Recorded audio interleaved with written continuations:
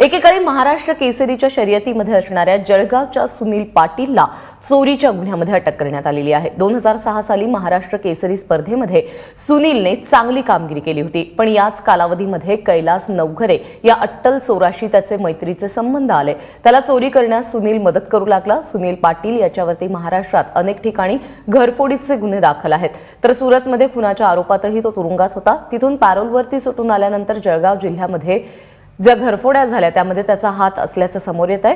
पोलिसांच्या कारवाईमध्ये 7 लाखांचं सोनं जप्त करण्यात आलं असून सुनील पाटीलला अटक करण्यात आली आहे।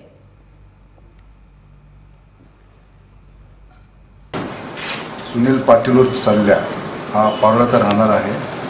हा गुजरातवरून पॅरोलवरती आलेला आहे अशी माहिती मिळाली आणि तो या गुन्ह्यामध्ये ॲक्टिव्ह अशी माहिती मिळाली तेव्हा त्याचा ट्रॅप लावून त्याला पकडला असता त्याच्याकडून 5 घरफोडीचे गुन्हे या ठिकाणी उघडकीस आले। त्याच्यामध्ये जळगाव शहरातील 4 आहेत आणि पारोळ्याचा एक महत्त्वाचा गुन्हा आहे आणि याच्यामध्ये जवळपास 257 ग्रॅम सोन्याचे दागिने, 40 ग्रॅम चांदीचे शिक्के, 28,500 रुपये रोख आणि 8,000 रुपयाचा कॅमेरा असा साधारणपणे 7,59,000 रुपयाचा माल या ठिकाणी जप्त करण्यात आलेला आहे।